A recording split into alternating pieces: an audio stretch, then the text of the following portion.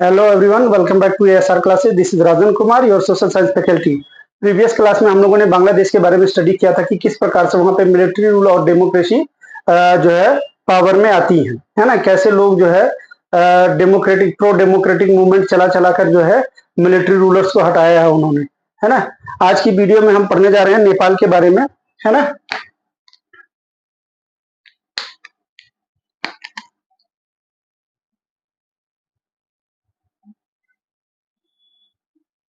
Monarchy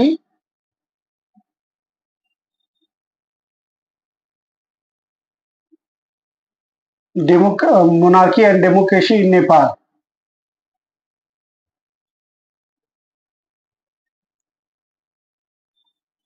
ये इस chapter का 4th पार्ट है, ठीक है। तो फर्स्ट पॉइंट देखो, इसमें क्या था। जो नेपाल था वो क्या था, हिंदू किंगडम था।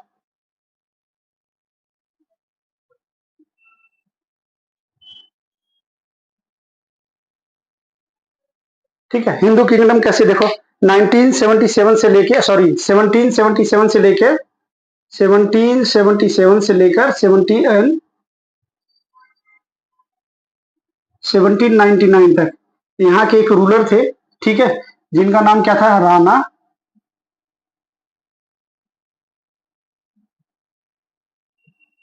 बहादुर शाह। ठीक है, इन्हीं के जो है ग्रैंड सन थे।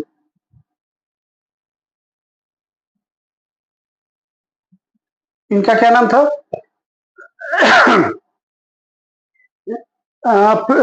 इनके जो ग्रैंड सन थे, इनका नाम था जो है पृथ्वी नारायण शाह, है ना।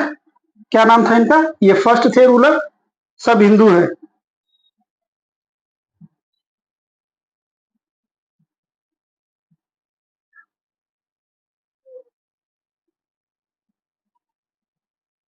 पृथ्वी नारायण शाह, ठीक है, ये बड़ा इंपॉर्टेंट है पृथ्वी नारायण शाह। क्यों? क्योंकि देखो, यहां तक अगर बात करें, हमने यहां से स्टार्ट किया, इससे पहले भी रूलर रहे हैं, लेकिन यहां तक की बात करते हैं हम, ठीक है। तो यहां तक क्या था, नेपाल छोटे छोटे किंगडम में डिवाइड था। लेकिन जब पृथ्वी नारायण शाह यहाँ के रूलर बनते हैं 1778 में, ठीक है, जब ये यहाँ के जो है रूलर बनते हैं, हाँ, पृथ्वी नारायण शाह, देखो 1768 में जब यहाँ के रूलर बनते, जब किंग बनते हैं, तो इन्होंने क्या किया, जितनी भी छोटी छोटी डायनेस्टी थी नेपाल के अंदर, उन सबको एक साथ इकट्ठा कर दिया। ठीक है, एक साथ इकट्ठा करके उन्होंने एक नेशन बनाया, जिसका नाम रखा उन्होंने नेपाल, है ना। देखो क्या था,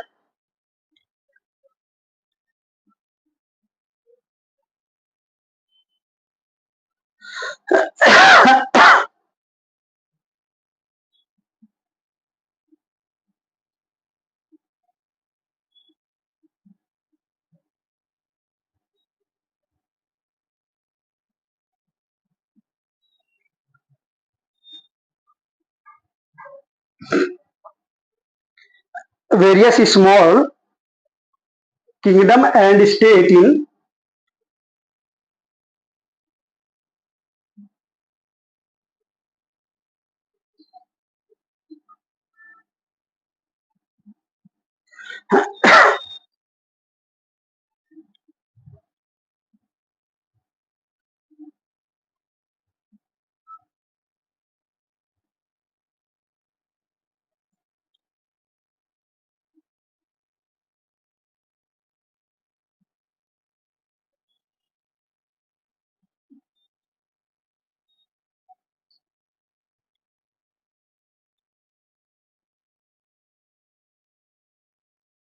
ठीक है, देखो फर्स्ट रूलर की बात करें, जो हमने स्टार्ट किया है 1777 से स्टार्ट होकर 1779 99 तक, 1799 तक, ठीक है। यहाँ पे जो रूलर थे राणा बहादुर शाह थे, ठीक है, इन्हीं के जो है ग्रैंड सन थे। ठीक है, ये कब तक रूल किया था इन्होंने, 1777 से लेकर 1799 तक, ठीक है। इन्हीं के ग्रैंड सन थे कौन, पृथ्वी नारायण शाह। जो कब रूलर बनते हैं, कब यहाँ पे जो है इनको ताजपोशी की जाती है, 1768 में, ठीक है। अब ये ऐसे रूलर थे जो कि नेपाल जो छोटे छोटे किंगडम में डिवाइड था, ठीक है, उसे क्या करते हैं, एक साथ इकट्ठा कर देते हैं। ठीक है, successfully bringing together various small kingdom and state in Nepal into a single nation. और उन्होंने सभी छोटे छोटे स्टेट्स को एक साथ मिला लिया, मिलाकर जो है नेपाल को क्या कर दिया, एक सिंगल नेशन बना दिया। ठीक है, इनके जस्ट बाद बनते हैं तीसरे जो है वीरेंद्र वीर विक्रम शाह। ठीक है, तीसरे रूलर थे कौन?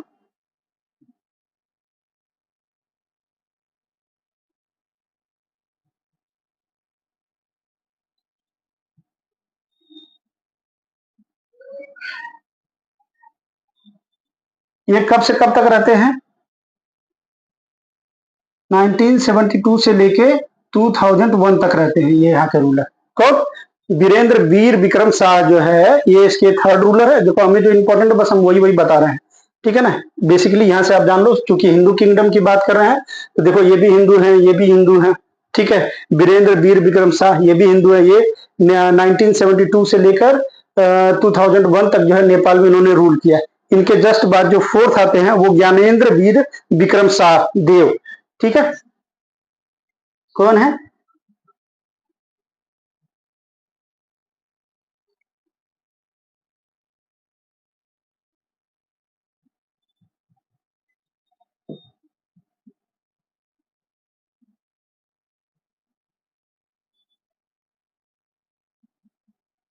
ठीक है, ये कब बनते हैं? 2001 से लेके 2008 तक। ठीक है, इसके बाद 2008 के बाद यहाँ पे जो है मोनार्की खत्म हो जाती है। ठीक है, फिर पार्लियामेंट्री सिस्टम यहाँ पे अडॉप्ट कर लिया जाता है। ठीक है, इस प्रकार से देखें तो हमें देखने को क्या मिलता है कि जो नेपाल था वो क्या था, एक हिंदू किंगडम था।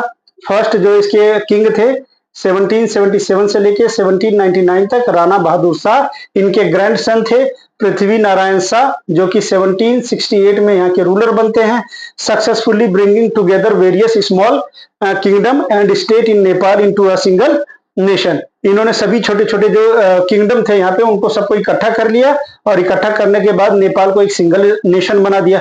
इनके जस्ट बाद, मतलब इनके बाद नहीं, बाद में काफी काफी सालों के बाद फिर बनते हैं वीरेंद्र वीर विक्रम शाह, जो कि 1972 से लेके 2001 तक। देखो हमारी जो बुक है ना, वो बुक में बेसिकली यहीं से डिस्कस किया गया है। ठीक है ना, यहाँ से तो हमने सिर्फ एक इंट्रो समझ लो लेने के लिए हमने क्या किया है, ये हमने डिस्कस किया है। ठीक है, वीरेंद्र वीर विक्रम शाह जो है ये 1972 में जो है वहां के राजा बनते हैं और 2001 तक रहते हैं। फिर उसके बाद लास्ट जो बनते हैं ज्ञानेंद्र वीर विक्रम शाह देव बनते हैं, जो कि 2001 से लेके 2008 तक जो है ये वहां के रूलर रहते हैं। अब चलो देखते हैं, यहीं से क्या होता है, एक सीरीज ऑफ इवेंट्स शुरू होते हैं, घटनाओं का एक क्रम शुरू होता है। ठीक है, उन घटनाओं को हम स्टेप बाय स्टेप देखते हैं। देखो क्या था।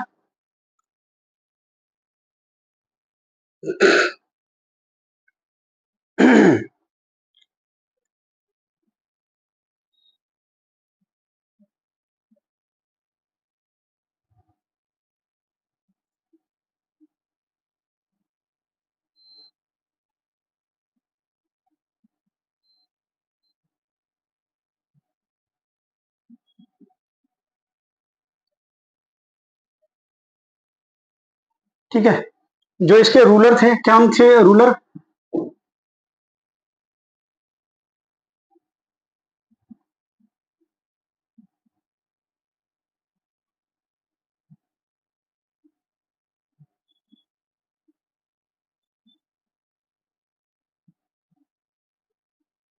ठीक है, अब देखो जब ज्ञानेंद्र वीर विक्रम शाहदेव जब ये रूलर बनते हैं यहाँ पर, तब लोगों को लगता है कि हमें क्या चाहिए, एक ओपन और रिस्पॉन्सिबल जो है सिस्टम ऑफ गवर्नमेंट की जरूरत है। मतलब एक ऐसा सिस्टम हो जो क्या हो, पारदर्शी हो और लोगों के लिए क्या हो, रिस्पॉन्सिबल हो। ऐसी ये डिमांड करना स्टार्ट करते हैं। किसके लोग? नेपाल के लोग। ठीक है, तो जब ये डिमांड करना स्टार्ट करते हैं तो जो ये वीर विक्रम शाहदेव थे इन्होंने क्या किया, एक्सेप्ट किया, इन्होंने अडॉप्ट किया। ठीक है, अडॉप्टेड या एक्सेप्टेड भी कर सकते हो, एक्सेप्टेड। इन्होंने क्या किया, कॉन्स्टिट्यूशनल मोनार्की को।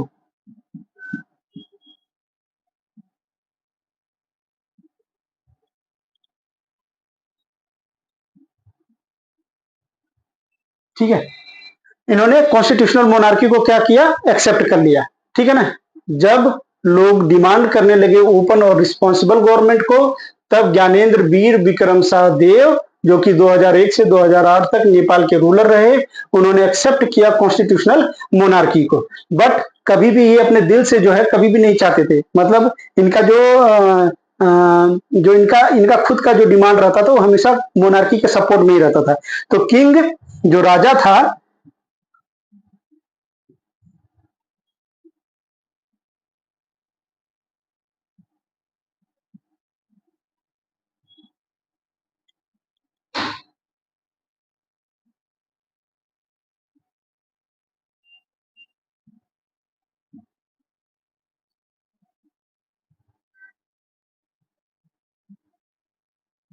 ठीक है, जो राजा रहता था वो राजा क्या करता था, हमेशा ट्राई करता था कि किसी भी तरीके से क्या करे, रिस्ट्रिक्टेड करके रखे किसको, डेमोक्रेसी को हमेशा क्या करके रखना चाहता था, ये रिस्ट्रिक्टेड करके रखना चाहता था। ठीक है ना, कभी भी ये डेमोक्रेसी को एक्सेप्ट नहीं करता। क्यों? क्योंकि यहाँ पे राजा बहुत ज्यादा पावरफुल होता था। ठीक है, अब कॉन्स्टिट्यूशनल मोनार्की में देखो क्या था, इसका मतलब ये हो गया कि नेपाल में अब क्या होगा, जब इन्होंने एक्सेप्ट किया कॉन्स्टिट्यूशनल मोनार्की को यहाँ पे जो है अब कॉन्स्टिट्यूशन भी होगा, मोनार्की भी होगा। ठीक है, लेकिन इस वाले जो है जो इन्होंने एक्सेप्ट किया था कॉन्स्टिट्यूशनल मोनार्की, इसमें जो मोनार्क था, जो किंग था, वो क्या था, बहुत ज्यादा पावरफुल था, है ना, ये क्या था, बहुत ज्यादा पावरफुल था। ठीक है, कारण क्या था, क्योंकि आर्मी का जो कंट्रोल था वो किसके पास था, इसी किंग के पास रहा करता था, मोनार्क के पास रहा करता था, और इसी मिलिट्री का यूज करके वो हमेशा क्या करता था, डेमोक्रेसी को रिस्ट्रिक्टेड करके रखता था। ठीक है, डेमोक्रेसी को क्या करके रखता था, रिस्ट्रिक्टेड करके रखता था। ठीक है, फिर देखो 1990s में क्या होता है, यहाँ पे स्टार्ट होता है।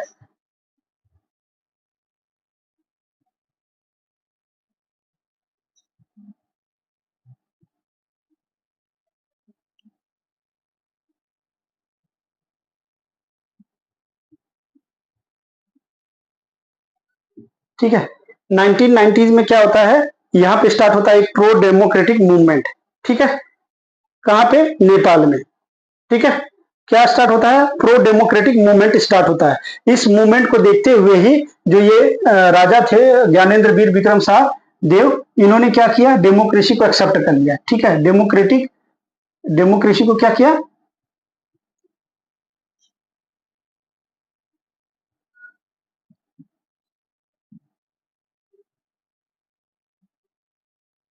ठीक है, लेकिन ये जो डेमोक्रेसी थी ये क्या थी, बहुत शॉर्ट टाइम के लिए थी,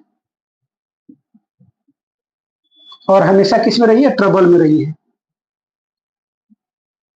ठीक है, कभी भी ये फुल टाइम तक, मतलब यहाँ ऐसा नहीं था कि यहीं से पूरा नेपाल जो है डेमोक्रेटिक कंट्री के रूप में जाना गया, ऐसा नहीं था। इन्होंने एक्सेप्ट तो किया डेमोक्रेसी, लेकिन इन्होंने बहुत कम समय के लिए इसको एक्सेप्ट किया, और जो भी डेमोक्रेसी थी वो हमेशा क्या रही, ट्रबल में रही, हमेशा समस्याओं से घिरी रही। ठीक है, तो यहाँ तक आपको आई होप कि समझ में आया होगा। ठीक है, आगे का देखते हैं। देखो फिर क्या होता है, इसी 1990s में क्या होता है, एक नेपाल में आइडियोलॉजी स्प्रेड होती है।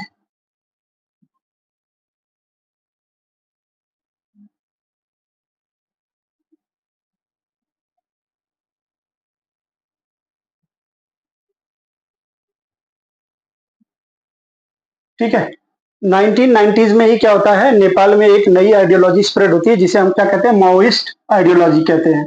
ठीक है, और ये 1990 याद रखिएगा, इसी 1990 में ही क्या हुआ था, जो बांग्लादेश में मिलिट्री रूलर था उसे क्या कर दिया गया था, बाहर निकाल के फेंक दिया गया था, किसको, लेफ्टिनेंट जनरल एच एम इरशाद को। ठीक है, लेफ्टिनेंट जनरल एच एम इरशाद को 1990s में ही क्या कर दिया गया था, पावर से हटा दिया गया था, ओवरथ्रो कर दिया गया था पावर से। ठीक है, और 1990s में ही क्या हुआ, इधर आपने देखा कि जो वीर विक्रम शाहदेव थे उन्होंने क्या किया, डेमोक्रेसी को एक्सेप्ट किया। बेशक वो शॉर्ट टाइम के लिए था, हमेशा समस्याओं से घिरी रही थी, लेकिन एक्सेप्ट किया।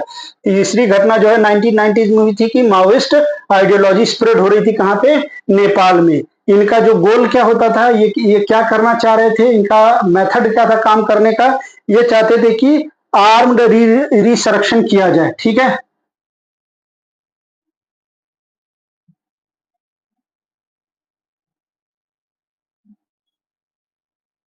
आर्म्ड रिसरेक्शन के फेवर में थे ये।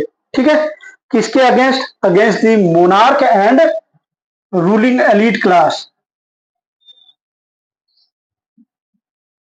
Against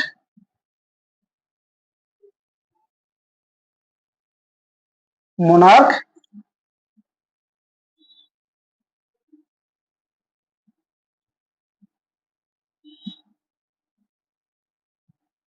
against the monarch and ruling elite के। ठीक है, एक बार वापस से देखो। 1990s में एक आइडियोलॉजी स्प्रेड होती है जिसको माओइस्ट आइडियोलॉजी बोलते हैं। इनका जो गोल था, इनका जो मेथड था काम करने का, ठीक है, ये बेसिकली क्या थे, रेडिकल आइडियोलॉजी को फॉलो करते थे। इनका कहना ये था कि जो मोनार्क है, यानी मोनार्की सिस्टम को अगर हमें खत्म करना है, और इसी समय मोनार्की के समय जो है, इस मोनार्क को बनाए रखने के लिए जो भी रूलिंग क्लास है, एलीट है, उसे अगर हमें हटाना है तो हमें क्या करना होगा, आर्म रिस्ट्रक्शन करना होगा, है ना, मिलिट्री का यूज करके उनके विरुद्ध विद्रोह करके हमें क्या करना होगा, इसको खत्म करना होगा। ठीक है, इस प्रकार से देखें तो नेपाल में क्या होता है, तीन तरह की आइडियोलॉजी जो है स्प्रेड होती है। तीन तरह की क्या होती है आइडियोलॉजी, मतलब नेपाल में पाई जाती है। देखो, एक कौन सी थी, माओइस्ट, माओइस्ट आइडियोलॉजी, विचारधारा के लोग। एक वो लोग जो डेमोक्रेसी की डिमांड कर रहे थे। ठीक है, और तीसरा कौन था, जो मोनार्क को सपोर्ट कर रहे थे।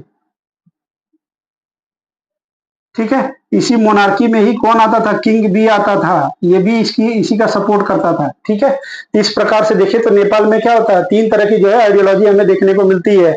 तीन तरह के सिस्टम को सपोर्ट करने वाले लोग थे। ठीक है, पहला कौन था, माओइस्ट आइडियोलॉजी, दूसरा डेमोक्रेसी, और तीसरा कौन था, मोनार्की। और इस मोनार्की के सपोर्ट में किंग खुद भी था। ठीक है, अब आगे देखो।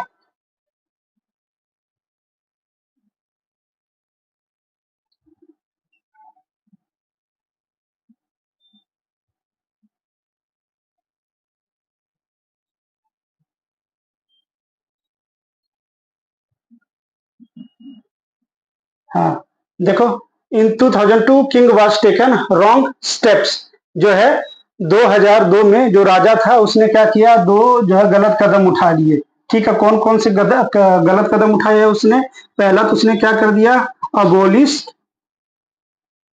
पार्लियामेंट।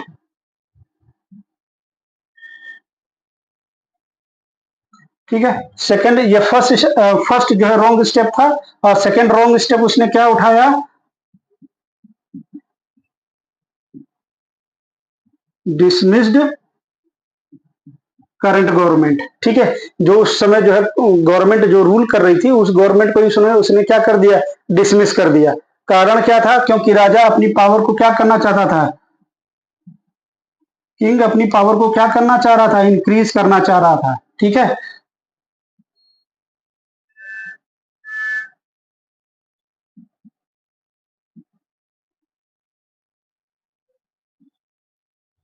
ठीक है, अपनी, हाँ, अपनी अपनी पावर को क्या करना चाह रहा था, वो अपनी पावर को ही बढ़ाना चाह रहा था। ठीक है, राजा यहाँ पे दो गलत स्टेप उठाता है, अबोलिश कर देता है पार्लियामेंट को, दूसरा डिसमिस कर देता है गवर्नमेंट को। कारण क्या था उसके, क्योंकि राजा अपनी पावर को, खुद की पावर को क्या करना चाहता था, वो बढ़ाना चाहता था। ठीक है, और ये इस राजा के जो डिसीजन थे, इस राजा के लिए जो है बहुत ही ज्यादा क्या होते हैं, घातक सिद्ध होते हैं। क्यों, क्योंकि जो ज्ञानेंद्र वीर विक्रम शाहदेव ने जो स्टेप उठाया है, ये कहीं ना कहीं क्या होगा, इस मोनार्की के एंड की तरफ इसको लेके जा रहा है, खात्मे की तरफ लेके जा रहा है। ठीक है, अब क्या होता है, अप्रैल 2006 में एक मैसिव जो है प्रोटेस्ट स्टार्ट होता है। ठीक है, क्या होता है,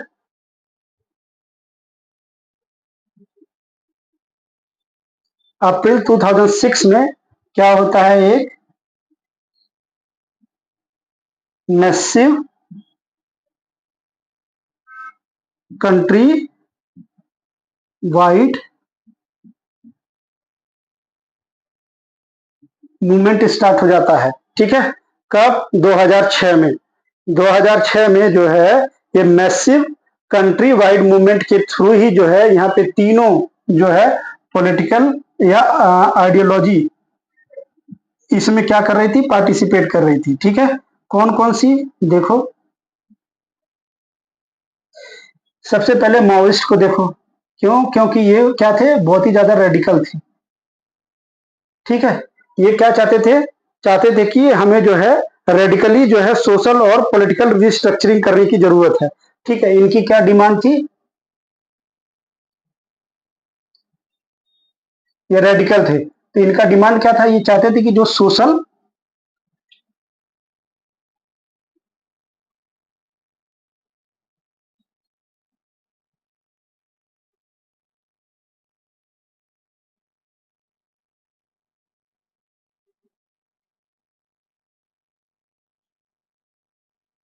ठीक है, क्रांतिकारी तरीके से हमें सामाजिक और राजनीतिक जो है स्ट्रक्चर को बदलने की जरूरत है। कौन कह रहे थे, माओइस्ट लोग कह रहे थे, इनकी डिमांड थी। इसके बाद ही जो दूसरा था, ठीक है, वो कौन था,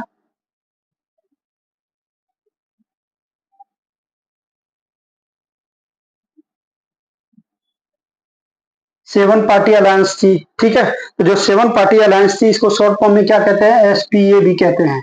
ठीक है, अब ये कह रहे थे नहीं, ऐसा करने की कोई जरूरत नहीं है, ये बदलाव करने की जरूरत नहीं है।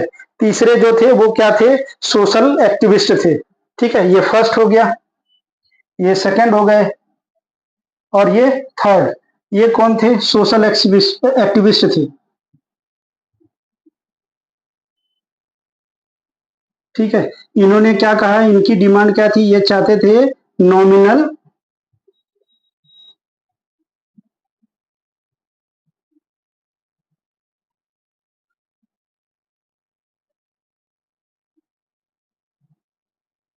नॉमिनल मोनार्की की डिमांड कर रहे थे। ठीक है, एक बार वापस से देखो, 2006 में राजा ने अपनी पावर बढ़ाने की चाहत में, अरे सॉरी, 2002 में राजा ने अपनी पावर को बढ़ाने के लिए दो गलत स्टेप उठा लेता है, abolish the parliament and dismiss the government. इसके बाद क्या होता है, 2006 में, अप्रैल 2006 में कंट्री वाइड जो है मैसिव मूवमेंट चलाया जाता है। इस मूवमेंट में जो है तीन तरह की जो आइडियोलॉजी थी, इन्होंने अपनी अपनी डिमांड अपने अपने तरीके से रखी, है ना। माओविस्ट जो थे ये रेडिकली जो है सोशल एंड पॉलिटिकल रिस्ट्रक्चरिंग चाहते थे, जबकि जो सोशल एक्टिविस्ट थे ये चाहते थे कि नॉमिनल मोनार्की रहे। इनके कहने का कारण ये था, मोनार्की को सपोर्ट करने का कारण क्या था, क्योंकि ये जानते थे कि ये क्या रहा है, इनकी हिस्ट्री में रहा है कि हमेशा नेपाल में क्या रही है, मोनार्की रही है, किंग ने रूल किया है। इसलिए केवल नॉमिनल जो है एक मतलब प्रतीक के रूप में हमें क्या करना होगा, मोनार्की को एक्सेप्ट करना होगा। ठीक है, जबकि सेवन पार्टी अलायंस थी, ये क्या कर रही थी कि हमें इस तरह के कोई भी स्टेप्स उठाने की आवश्यकता नहीं है ना। ठीक है, यहाँ तक आई थिंक बात आपको समझ में आ गई होगी। चलो आगे का देखते हैं। जब 2006 में क्या हुआ, ये जो मैसिव मूवमेंट चला था,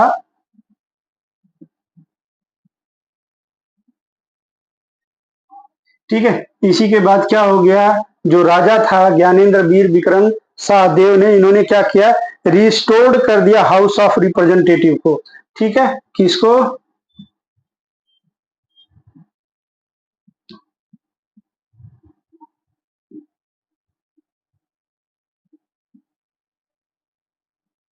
हाउस ऑफ रिप्रेजेंटेटिव को क्या कर दिया, रिस्टोर्ड कर दिया उन्होंने, वापस से उसको क्या कर दिया, इंप्लीमेंट कर दिया, लागू कर दिया। वापस से जैसे हमारे यहाँ लोकसभा है, उसी तरीके से यहाँ पे नेपाल में क्या है, हाउस ऑफ रिप्रेजेंटेटिव्स है। ठीक है, तो उन्होंने भी क्या कर दिया, उसको रिस्टोर कर दिया। फिर इसी के बाद क्या होता है, कॉन्स्टिट्यूएंट असेंबली बनाई जाती है। ठीक है, इसके जस्ट बाद क्या उनसे घटना घटती है, नेपाल में क्या बनती है, कॉन्स्टिट्यूएंट असेंबली। ठीक है, कॉन्स्टिट्यूएंट असेंबली, हमारे यहाँ पे भी कॉन्स्टिट्यूएंट असेंबली बनी थी। इसी के थ्रू क्या होता है, कॉन्स्टिट्यूशन बनाने का कोशिश किया गया। इसी कॉन्स्टिट्यूएंट असेंबली ने ही क्या किया, नेपाल का कॉन्स्टिट्यूशन बनाया। ठीक है, और 2008 में क्या हो गया, ये इन 2008 नेपाल को क्या घोषित कर दिया गया,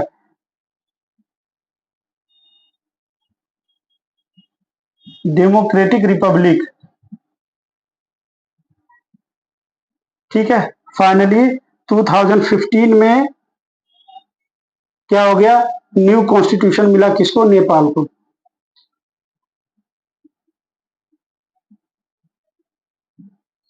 ठीक है। फाइनली 2015 में क्या हो गया, नेपाल को एक नया कॉन्स्टिट्यूशन मिल गया जो कि इसी कॉन्स्टिट्यूएंट असेंबली ने बनाया था। वापस से एक बार देख लो, 2006 में मैसिव मूवमेंट स्टार्ट होता है। इस मूवमेंट को देखते हुए ज्ञानेंद्र वीर विक्रम साहदेव ने रिस्टोर कर दिया रिप्रेजेंटेटिव हाउस को। ठीक है। फिर इसके जस्ट बाद होता है कि ये लोग मिलकर, जो यहाँ के लीडर थे, उन्होंने एक कॉन्स्टिट्यूएंट असेंबली बनाई और 2008 में जो है नेपाल को डेमोक्रेटिक रिपब्लिक घोषित कर दिया गया। फाइनली 2015 में नेपाल को एक नया कॉन्स्टिट्यूशन मिला।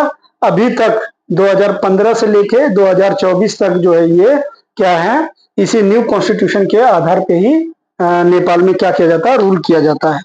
ठीक है। तो आई होप कि आपको ये वीडियो समझ में आई होगी, लेक्चर समझ में आया होगा। ठीक है। अगर वीडियो आपको अच्छी लगती है, समझ में आती है, तो चैनल को लाइक करें, शेयर करें एंड सब्सक्राइब करें। Thank you.